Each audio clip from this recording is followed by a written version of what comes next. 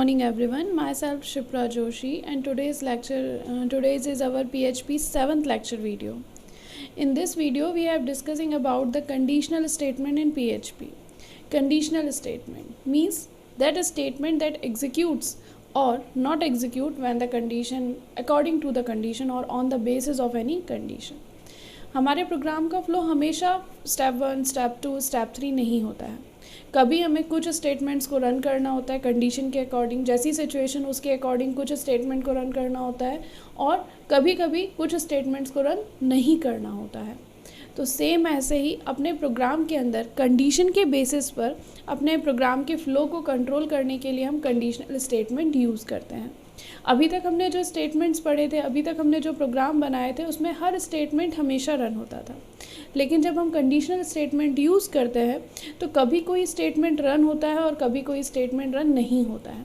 और ये डिसाइड किसके बेस पर होता है? कंडीशन के बेसिस पर. कंडीशन में हम कोई भी ऐसी कंडीशन यूज़ कर सकते हैं जिसका आंसर या तो ट्रू होगा या फॉल्स होगा. ट्रू या फॉल्स के बेसिस पर ही कंडीशन को चेक किया जाता है. इसके लिए आप कंपैरिजन ऑपरेटर जो हमने रिलेशनशिप ऑपरेटर पढ़े थे, like less than, greater than, less than equal to, not equals to, double equals to, triple equals to, इस टाइप के ऑपरेटर्स यूज़ कर सकते हैं. या फिर हम किसी भी तरह के एंड और नॉट ऑपरेटर भी यूज़ कर सकते हैं जिनका आंसर ट्रू या फॉल्स होना चाहिए.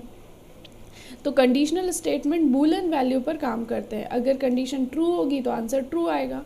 ट्रू में कोई कोड रन होगा और कंडीशन फॉल्स होने पर हम कहेंगे कि दूसरे पार्ट को एग्जीक्यूट करो. तो कंडीशन के बेसिस पर हम कह सकते हैं हमारे पास 5 तरह के स्टेटमेंट्स होते हैं.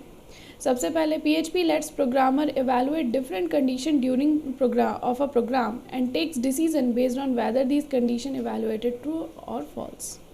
अगर ये कंडीशन को चेक किया जाता है, कंडीशंस को पहले इवेलुएट किया जाता है, उसके बाद पे डिसाइड किया जाता है कि हमको कोई कोड एग्जीक्यूट करना है या नहीं करना है. These conditions and action associated with them are expressed by means of programming construct called a conditional statement. और ये कंडीशन बनाने के लिए हम कंडीशनल स्टेटमेंट का यूज़ करते हैं, जिसके लिए मैंने आपको बहुत सारे ऑपरेटर्स एक्सप्लेन किए कि जो ऑपरेटर्स हम यूज़ कर सकते हैं. बेसिकली 5 टाइप की कंडीशंस होती हैं. एक simple if statement, condition true होगी तो ये करना है, बस इतनी सी बात, तो ये कहलाता है simple if statement. If else statement, condition true होगी तो ये पार्ट एग्जीक्यूट होगा, अदरवाइज ये पार्ट एग्जीक्यूट होगा. मतलब हमने कंडीशन के ट्रू पर भी अलग पार्ट बता दिया और कंडीशन के फॉल्स पे भी अलग पार्ट बता दिया. तो ये होते हैं if else statement. Nested if else, condition true हो गई फिर हम एक और कंडीशन लगा देंगे, वो भी ट्रू हो जाएगी तो हम सम अदर पार्ट एग्जीक्यूट करेंगे, और अगर कंडीशन फॉल्स हो गई तो हम सम अदर पार्ट एग्जीक्यूट करेंगे.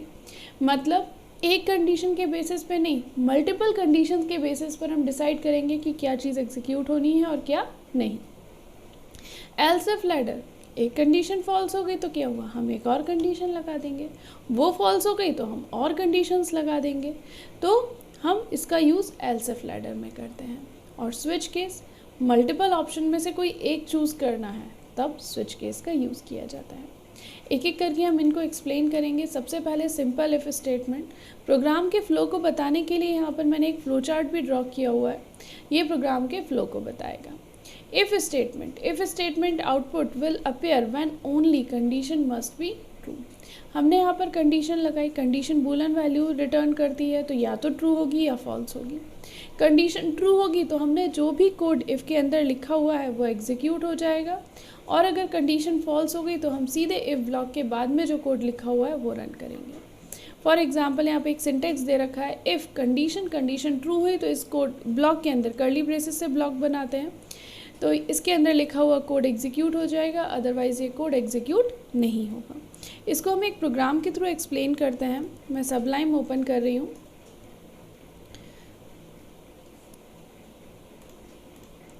यहाँ पर अपन एक नया पेज बनाते हैं. इसको हमें वेब के अंदर सेव करना पड़ेगा. XAMPP htdocs web page 7.php. यहाँ पर अपन एक कोड लिखते हैं, बेसिक HTML कोड लिख दें. मुझे चेक करना है नंबर इवन है या ऑड है, तो मैंने एक वेरिएबल ले लिया $a = 10 if $a mod 2 double equals to 0, even odd मतलब क्या होता है, जो नंबर 2 से पूरा पूरा डिविजिबल है उसे इवन नंबर बोलते हैं, अदरवाइज ऑड नंबर।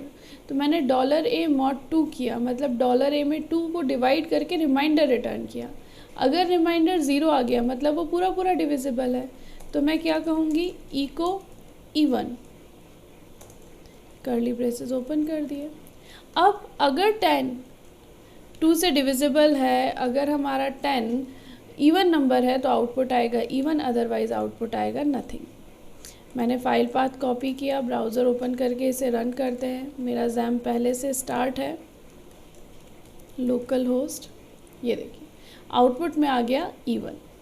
अब अगर मैंने यहाँ पर 10 की जगह 11 दे दिया तो अब मुझे आउटपुट में कुछ भी नहीं मिलेगा। तो ये होता है इफ़ स्टेटमेंट। इफ़ में लिखा हुआ कोड सिर्फ तभी एग्जीक्यूट होगा जब ये वाली कंडीशन ट्रू होगी। इफ़ को लिखने का एक सिंटेक्स और होता है, इफ़ कर्ली ब्रेसेस को अगर हमें सपोर्ट ना करना हो तो इफ़ के बाद कोलन लगाइए और एंड इफ़ के बाद सेमीकोलन।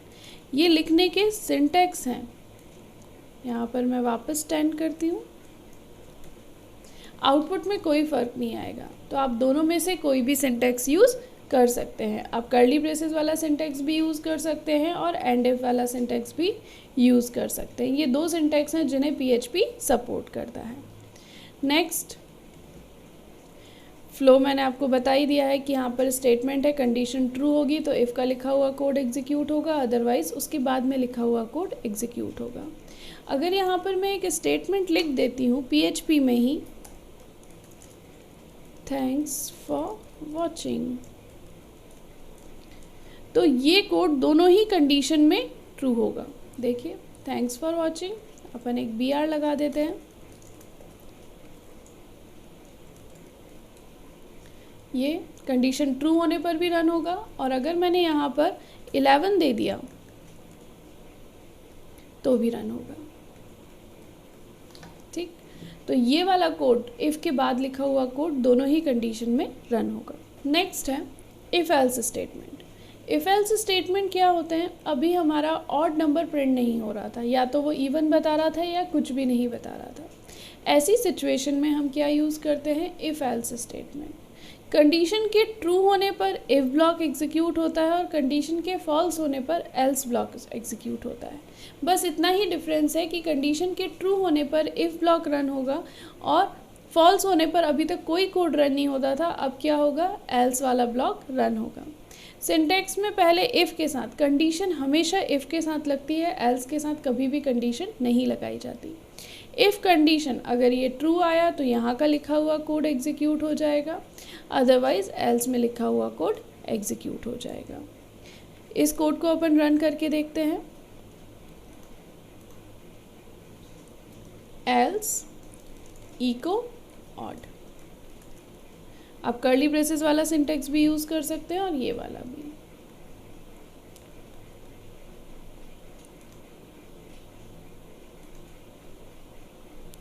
अब हमने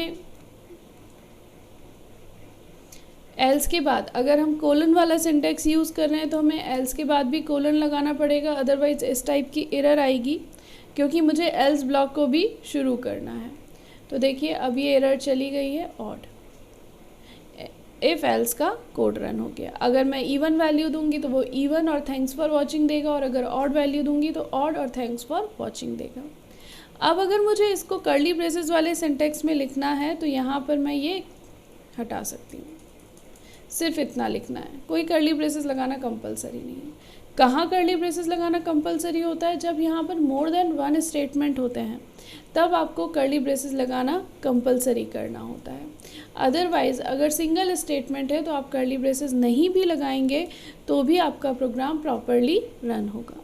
लेकिन अगर मोर देन वन स्टेटमेंट है, अगर मुझे यहाँ पे लिखना है इको $a और यहाँ पर भी मुझे लिखना है इको $a, अब यहाँ पर मेरे प्रोग्राम में एरर आ जाएगी, क्योंकि वो बोलेगा अनएक्सपेक्टेड एल्स।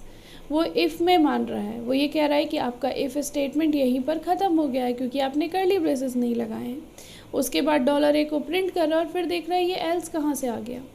तो ये बताने के लिए कि ये दोनों स्टेटमेंट इफ़ में है, मुझे यहाँ पर कर्ली ब्रेसेस ओपन करने पड़ेंगे, जिससे ये क्लियर होगा कि ये दोनों स्टेटमेंट इफ़ के अंदर के हैं।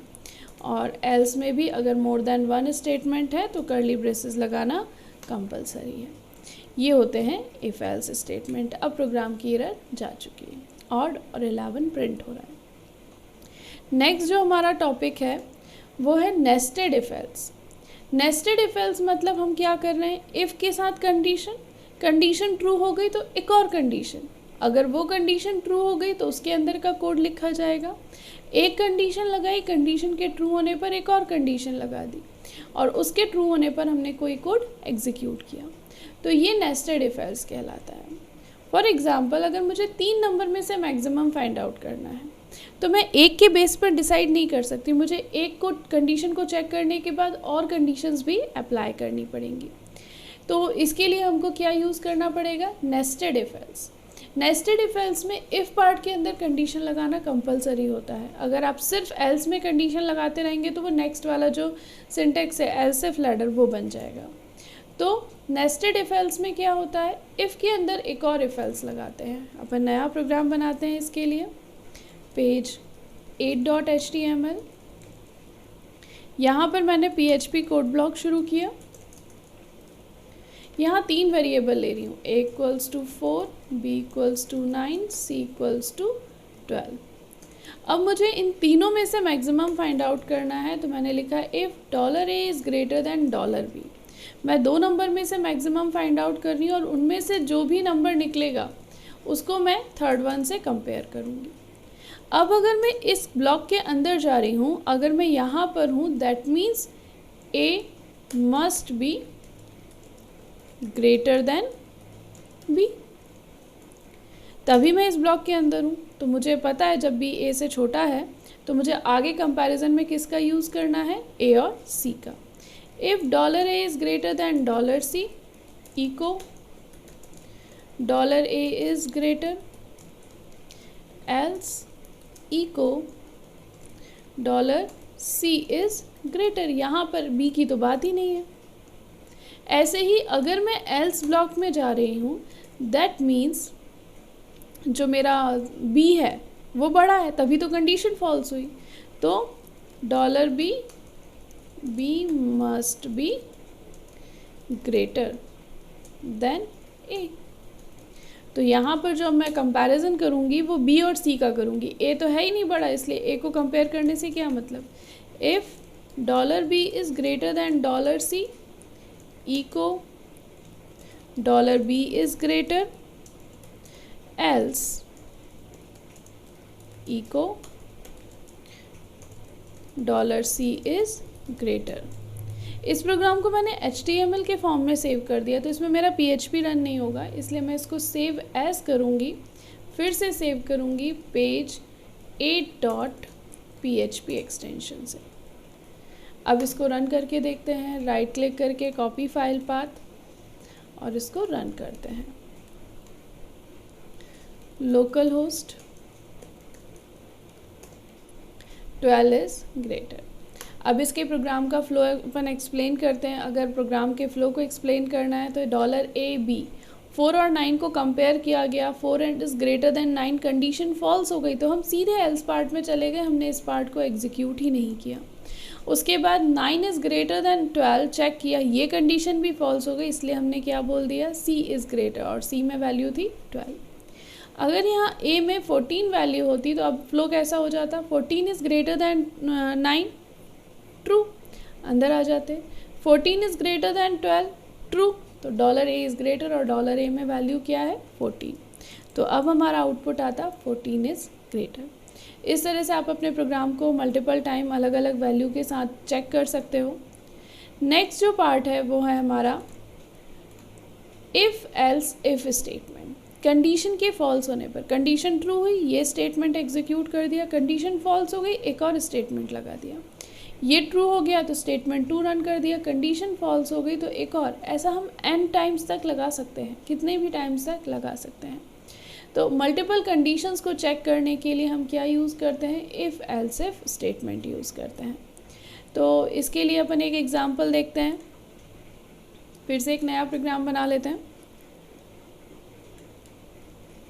पेज 9.php, इस पर ध्यान रखेंगे PHP फाइल ही बनानी है। PHP कोड ब्लॉक, मैंने एक वेरिएबल लिया $mark, इसमें मैंने डाल दिया 75।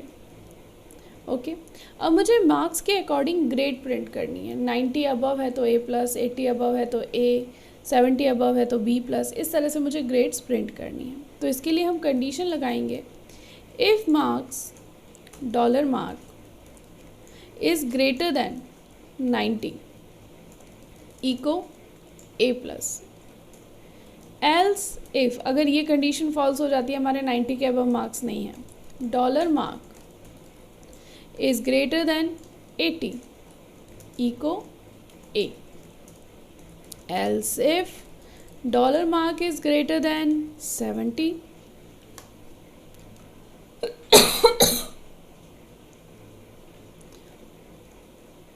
echo B+, else if $mark is greater than 60 echo B। हम एक एक करके कम मार्क्स की तरफ जाते जा रहे हैं। Else if $marks is greater then 50 eco C+, else if $mark is greater then 40 eco C।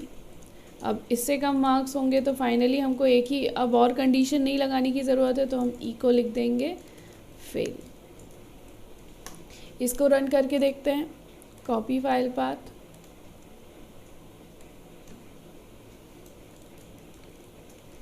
B+, मेरे मार्क्स 75 थे तो 75 B+ वाली कैटेगरी में आता है। अगर मैं इन मार्क्स को 95 कर देती हूँ तो ऑटोमेटिकली ये A+ दे देगा।